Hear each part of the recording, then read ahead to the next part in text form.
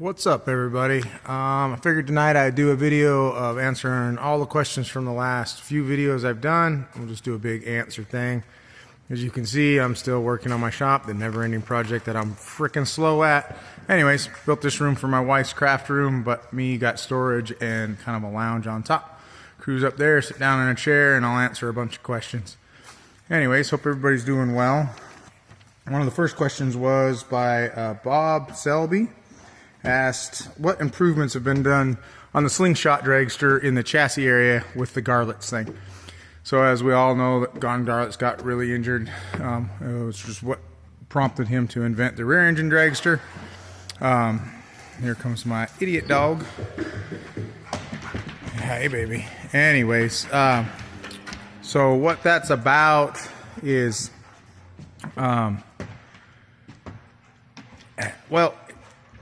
why Garlits got hurt the way he did really wasn't because of the chassis in a slingshot dragster. It was because the transmission blew up, and that's what took off part of his foot and caused most of his injuries.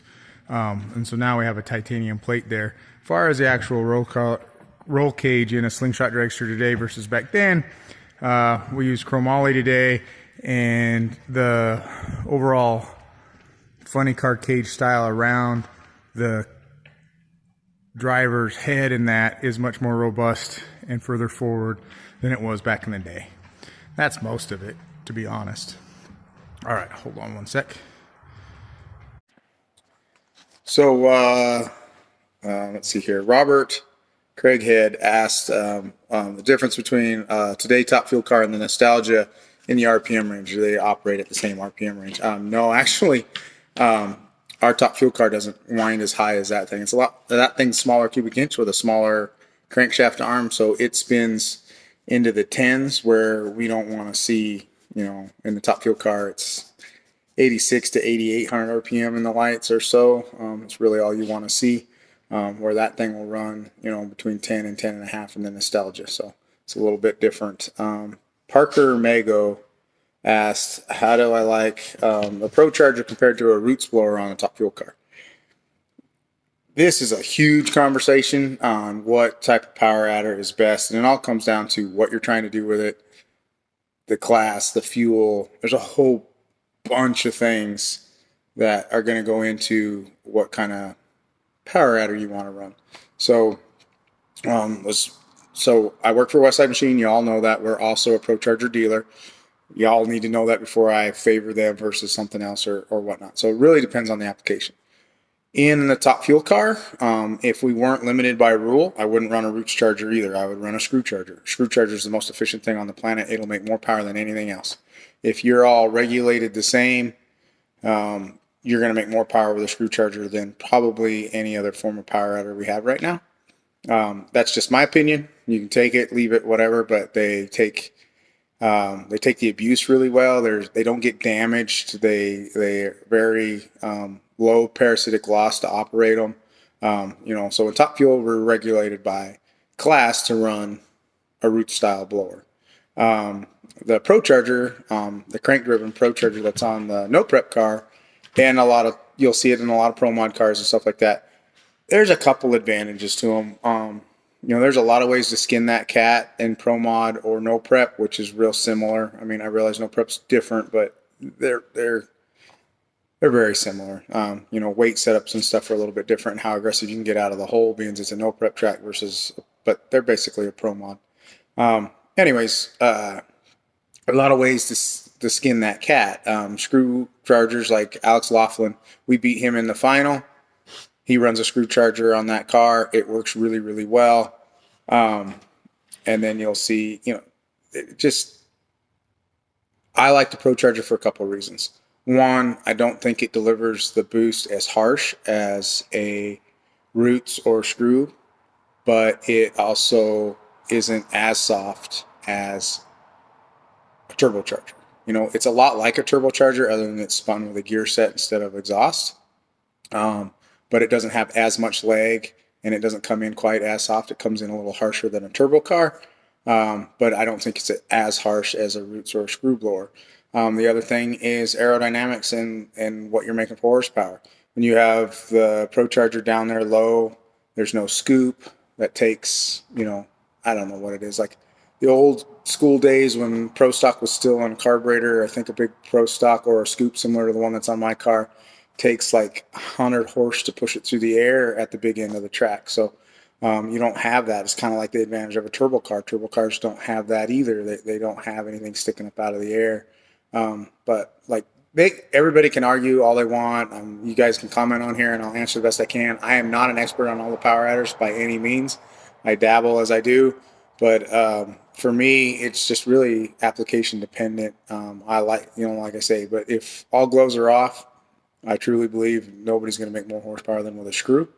But then again, you've got aerodynamics and a whole bunch of other things that are involved to make those choices. And engine survivability and all of those things on how you deliver boost and set up a tune all plays into what people are comfortable with. I mean, they all can make a lot of horsepower, no doubt. Even a nitrous car can still make a ton of horsepower. I just personally believe that a big nitrous car is consuming a lot of parts. I think a Procharger, turbo, or screw, or roots blown car is more expensive to build than a nitrous car. And then from then, I think a nitrous car is much more expensive to operate, even when your tune's right. They just eat pistons, they just eat parts more than a well-tuned blown car. Anyways, all right, next question. And it's another one from Bob Selby. What do you think of Stringer selling the team to Rick Ware? It's really, I'm not there. I'm willing to help them, and I still talk to Clay quite a bit and support them a lot, but I'm not there. But I know Doug really well, Doug Stringer, and I think it was just time. I think the sponsorship dollars needed and money needed to make them a little bit more competitive than they've been this year was a big need. And Rick Ware had showed interest the year before. He was at a few races with us last year where they put in, a few racer sponsorship deal and stuff. And I think that the time just came, and Doug's been doing it a long time. And it's a good, I think that it's going to be really good for the team and for Doug for that matter. He's still part of the team. He's still at all the races and everything. So I think for everybody involved, it's going to be a good thing. I think the team's going to get a little bit more sponsorship money, and they're going to get some more parts, and that's going to help them be more consistent and be able to lean on it harder. It's going to help Jimmo in the tune, and it's going to help Clay not have to not pedal it because he doesn't want to damage any parts. I think, I really think they're going to do well. Maple Grove was today. I was paying attention. They made it in the second round. They had some good qualifying passes. They blew the tires off. A lot of people blew the tires off. But they were very competitive. I think they qualified fifth. So they're right there. And anybody say it doesn't take a little bit of luck at the same time to win one of those races? It does. I mean, for most guys. I know Torrance did it for 3 years in a row and they were dominating. And a lot of that was, part cycling and things like that. But now they've kind of changed their combo to try to go even faster than they were before, to be able to compete with the likes of Grubnick going stupid fast. And it's taken them a while to learn. It shows you just how hard it is to do that deal. It ain't easy. But I think the selling of the team is going to end up being really good for all my teammates and Clay and Doug. And I think in Rick Ware, they have a different avenue to send some of their sponsorship money and get their sponsors exposure in NHRA, which is good for NHRA and Rick Ware, and having that be kind of encompassing more than one forms of race and some crossover stuff. I think that's good for the sport. Mark Harper asked if the service after each run is the same on the Top Fuel as it was the Nostalgia Dragster. Not exactly. As far as the bottom end, where my ugly ass goes down underneath there, very similar. We're still going to drop mains and look at bearings. The biggest difference is we're not necessarily replacing all the bearings. We're just looking and looking at rods. And that also depends on if we hurt a piston or not. So if it started scuffing or hurting a piston, we're going to do more work down there on replacing bearings. And if none of the pistons got hurt, then we might just check a couple and put it right back together. We hurt pistons on a couple passes there, so then we ended up having to replace a lot of bearings just because they're eating material and you don't want to hurt it any more than that. On the upside of that, then in between rounds, the heads are coming off and they're getting checked. But if it didn't hurt anything per se, There's way less head work to do. They're just not as violent on stuff, and there's way less work to do with the blower. I think all weekend, all we did was take the blower off and look at it and check it. Nothing really had to be done to it all weekend, whereas, we're stripping a blower and tearing it down every few passes in top fuel. And for like, if you run a force blower, they're a little bit different. They get stripped every pass. I think they make the most amount of boost of anybody's rootless blower out there, but they need to be stripped after every pass. So a lot more maintenance on that part of it. So there's a lot more work on a top fuel car than the Nostalgia, as far as that's concerned. There's less work to do in between rounds on the Nostalgia, but it still gets a lot of tore down, and there's still like, they might not be set up to do a lot of head work at the track, but they'll have another 2 or 3 sets of heads in the trailer, so they'll just swap heads and then deal with it at home in between races because they don't race near as much. I hope that answers it. Jay Thorne asks, it didn't ask, kind of made a statement that I wanted to answer. So this goes back to the no prep thing, and he says, so it's a popularity contest, not a race. A little bit, but not that blatantly a popularity contest. To get into the Invitational 32, it's just that. It's an invitational. And everybody needs to remember that it's a TV show. So in the top 32 and the Invitational 32, are they absolutely racing as hard as they can to try to beat each other? Yes, there's no gimmickry there. Everybody is racing. To get into that top 32, is it a little bit of a popularity contest? Absolutely. If you're not going to make good TV, why are they going to want you there? If you're not going to be competitive, why are they not going to want you there? Do you have the ability to travel to most of the races that they're doing? I mean, that thing's becoming a juggernaut of a big series of these guys driving state to state to keep up with it. I mean, there's more to it than just going A to B. So yeah, it's a little bit. I mean, it's a little bit of what do people want to see? Yeah, they want to see good racing, and that's what they're going to see. And No Prep King's job is to put the right 32 cars in there so that there's good entertainment, good racing, and so on and so forth. So it's both. It's a popularity contest a little bit to get into the 32, and then it's racing just like anything else. The Raccoons asked about the side wings on the Nostalgia car, if that's a preference or downforce. It's a preference thing. There's plenty of them that don't run it, and there's plenty that do. I think it's a preference thing. I think it makes the car a little bit more stable, but then it's also creating some more downforce that's taken away forward motion. So it's kind of up to you on where you compromise. I think Jim Murphy, they like them, they run them, and they're, I think, 4-time national champions. So it's not costing them too much speed. KL Howard asked, on the top fuel car, why is the idle so important? The idle is so important because of the clutch. You guys have to remember that's a centrifugal clutch that works as the engine speeds up, that brings in the plate load and all of that. So they set the clutch up based on what they want tug to be at idle, so that idle has to come back really close to the same every time to activate the clutch the same way every time. So really it's all about that, and the whole overall tune-up of what does the idle need to be at to get a run at the clutch and the tire as they come into it, and all of those things play a role. 50 RPM up, down, 100 RPM up, down, depending on what's going on and stuff like that. But it all has to do with the tune, with the clutch, and that's why idle is so important, because you got to remember, in a top fuel car, we lead from a dead idle, and his foot is off the clutch when he goes to stage and never goes back on it. It's slipping that whole time, and he can rev it up just enough to, it's tugging a little bit at idle, and the brake will hold it. So that's another reason that the idle needs to be kind of where it needs to be, is so that it's not tugging too hard. If the idle's too high, it's going to be slipping the clutch harder. He's going to have to grab more brake and heat the clutch up, and then the run's not going to be the same as it would be the time before with different heat, or how much it already wore the plates and secondary levers and stuff coming in before they're supposed to. A whole bunch goes into that, and a lot of it, to be honest, I'm telling you the generalization because I don't know enough to be an expert at it. I understand the principles and why, but that's kind of it in a nutshell. I'm going to flip this thing around here. I'm not going to name the names, but I got 2 or 3 people that asked me about my own car. We'll walk down here and take a look at the dust covered, hasn't been touched. One of the reasons it hasn't been touched is because I've still been working on my shop and working on the machine shop I work at, developing and trying to grow it. way more than I have time to do my own stuff for. And I'm slow, obviously. The shop is still not done. It's big, but it ain't overwhelmingly big. But we're close. We basically got all the sheetrock done. I've got a panel to put back up where I ran some more electrical in my wife's room. Then we get to tape and texture and get this thing painted. Sherwin-Williams had a huge sale today, so we bought 30 gallons worth of paint.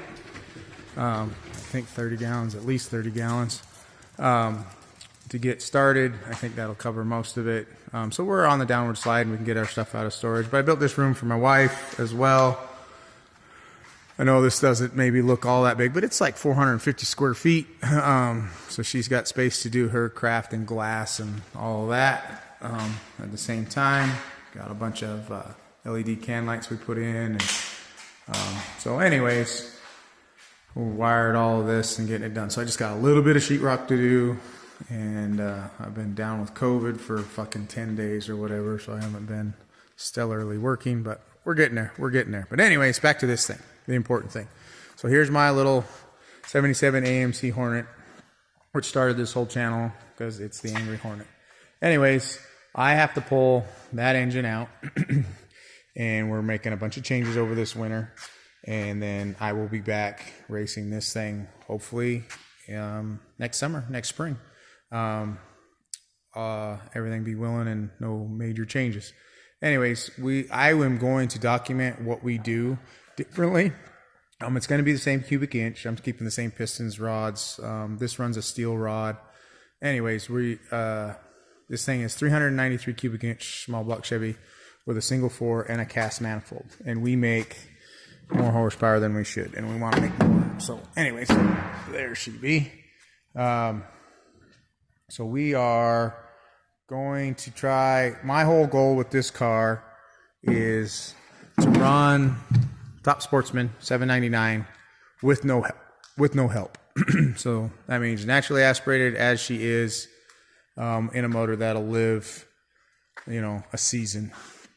Valve spring wise might be one set of valve springs halfway through, but anyways, that's what we're trying to do. And so what we're trying to do is just optimize the combination that I already had. This is a game for me. I want to keep whittling on it because I want to go that fast in an under 400 inch small block. So it's 393 and it's going to remain that way. But in my haste, and you can't see it down there, I broke the block. I broke the block because I didn't get all the water out of it and freeze, and she broke on both sides quite extensively. Now that is repairable, but I don't want to repair it. It's a GM performance block, and I have a dart block now, and I came across some Jessel lifters, and we've talked about the little changes we want to make. The bigger wheel Jessel lifters than what I have now, and we're going to go with a little bit bigger cam core, and we're going to change cam profiles. That allows us to be a little bit more aggressive. We're not going to raise it. We're not going to give it really any more lift than it has now, but we're going to be able to give it more lift under the curve for a longer duration. This thing already makes in the neighborhood of 860 horse, legitly, and it only weighs 2050 with me in it. So the car weighs 1,800 and some pounds. I made the carbon fiber front clip. I made the carbon fiber doors, and it's a chrome all A60 cert chassis car, and it's pretty light, and it's saving grace. So we're gonna make some tweaks, and I'll document it. I'll show stuff that we do. We're gonna switch it to a piston guided setup, which frees up some horsepower. We're gonna hot hone it, which gives a little horsepower. We're just picking away. I'd like to see this thing make over 900, 9.25. I'd like to be between 2.4 and 2.5 per cube. Now we make small blocks that make 2.8 per cube, but they're way outside of my budget. And we'll go from there. But I'll keep you guys abreast, and we'll keep working on this thing, or I'll start working on this thing. Like I say, the shop, I'm less than a month from being done if I can just get my butt in gear here and have some other stuff not keep me away. So anyways, that's where we're at. All right.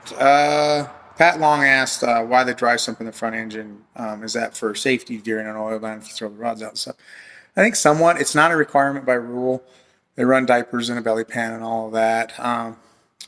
So I would have to ask Daniel and Murph why they chose to run a dry sump. I'm assuming some here Dry sump systems can free up some horsepower. They create vacuum, and it is safe. It can be a personal safety deal. I'm converting my own car to a dry sump. It's a wet sump with a vacuum pump now. We're going to convert it over to a dry sump because I think it frees up a little bit more horsepower. Well, I know it does. In my application, maybe 10. And it makes it safer. When you do hurt something, it keeps less oil off the track, and that's a good thing for everybody. So, but that's the best answer I have for that. I think it's a personal preference for them. They feel comfortable running one. And they feel a little bit safer with it, but it's not required by rule. Wayne P. Do you ball hone in both directions after you've conventional honed or diamond honed a block? No, no, no, no, no. When you're done diamond homing that thing, put the pistons in it and let it seal. That's the best thing for it. A ball hone at that point is going backwards, and you're going to ruin what you digitally, very sophisticatedly set for an RVK and RVA. The peaks and valleys, we measure that stuff and set it at what we want. And we set the crosshatch at an angle we want. You're not going to duplicate that with a ball hone, not even close.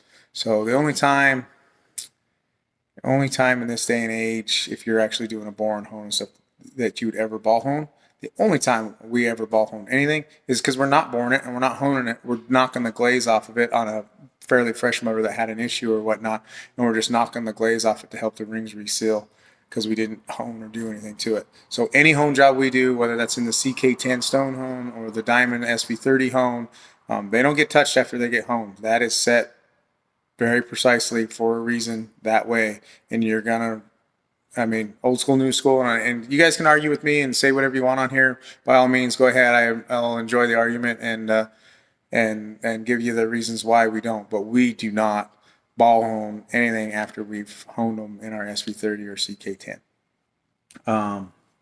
And then Wayne Pretz asked, when you line bore a block, do you do it with the torque plates on it? No. Haven't seen, so torque plates matter a lot when you're honing a block to get it to come in with the distortion that a head will do to the block. That distortion doesn't seem to affect the main webbing really at all, or not enough to care. And with our machines, I don't see any way that you could do a line bore or an aligned hone with the torque plates on. It doesn't fit the machine really good at all anymore. I will show you guys eventually some videos of those machines working. We have a really good line bore, and then we just have a classic align hone. Align hone, when you're line honing, a lot of that is on the operator to do it correctly and get a good line hone. You can manipulate caps and everything, and torquing and untorquing, and how you run the machine, flipping the blocks back and forth. To get a really good line hone is really about the nut behind the wheel and the operator. So anyways, really hope this answers everybody's questions. I'm kind of having fun making videos and stuff again. Hopefully I can come up with content that is interesting for you guys.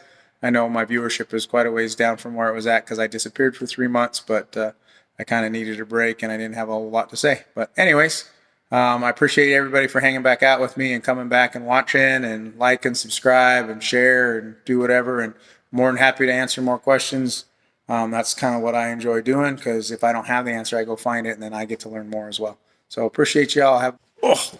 Ouch. Hey, baby girl. Anyways, one last question I had a couple people ask it. Oh, get down, you big ug. I had a couple people ask it, is would I, or, with the sell of the team or other that, would I go back to racing with Clay and Top Fuel? That's not really why. COVID kind of screwed up things and things changed, but some opportunities came my way.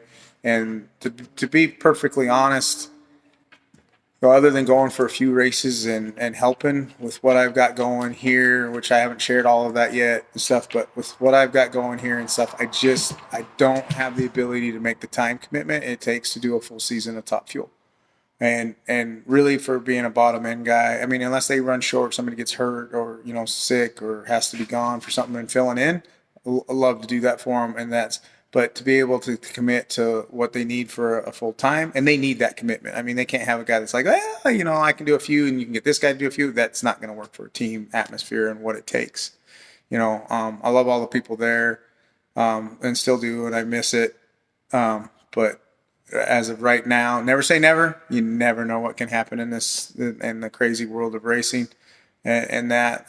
But for right now, where I'm going and heading, I don't have time to make that commitment. But you never know. I mean, I have a hard time saying no if the right deal comes along or something like that. And, you never know. But for right now, I'm good, and I've got a shitload on my plate as it is. Trying to grow the business of Westside Machine, and that is extremely important to me. And there's some commitments that I made to people in that arena. So that's kind of where it's at. It's not because I'm over it or I don't like it. I still like it a lot, and I love it, and I wished I could. But I went out there and did what I wanted to do. There's only one thing missing out of my experience there, and it's winning a Wally with Clay. But I could chase that until I'm 60, and I'm almost 50.